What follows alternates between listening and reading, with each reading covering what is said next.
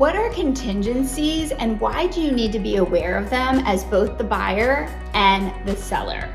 A contingency is a safeguard in the contract to help protect the buyer's earnest money deposit. This occurs when a buyer has made an offer on a home and the seller has accepted it, but the finalized sale is contingent upon certain criteria being met. The most common contingencies are appraisal, mortgage, inspection, and home sale.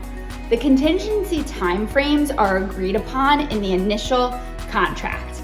If these contingencies are employed, the contract can be terminated and the buyer will receive their earnest money deposit back in full.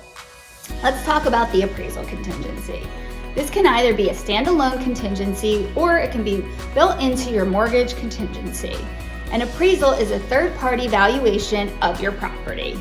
Why is this important? The buyer's mortgage can only be secured for the appraised amount. As a result, some agreements will have an appraisal contingency. The appraisal contingency will state that if the appraisal is less than the agreed upon purchase price, the buyer can void the sale. Usually, this results in the second round of negotiation where the seller may lower the price to meet the appraised value, or the buyer can make up the difference out of pocket. If an agreement is not reached, the contract is voided and the earnest money deposit is returned. In the current market, it has become very common for buyers to waive their rights to this contingency. In this situation, the appraisal still takes place, but the buyer agrees to pay the purchase price out of pocket regardless of where the appraisal comes in and if it falls short, as an added incentive to the seller. The next contingency to be aware of is the mortgage contingency.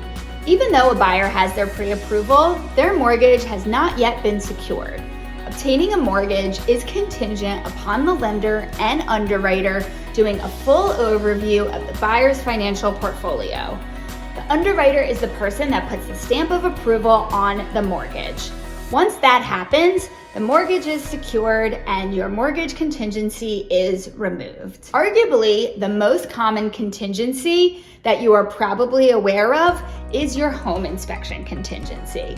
This contingency is in place for the buyer to do their due diligence on the state of the property.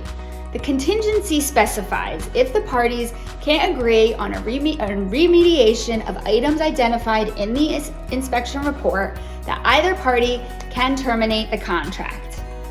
The fourth most common contingency is a home sale contingency. This states that the buyer's ability to buy the seller's house is contingent upon the sale of the buyer's current property. Usually, the buyer's property is already on the market when an offer is made with this type of contingency. If the buyer hasn't sold their home within the time frame established in this contingency, the seller has the right to terminate the sale. The seller also has the right to continue to market their property while this contingency is in place.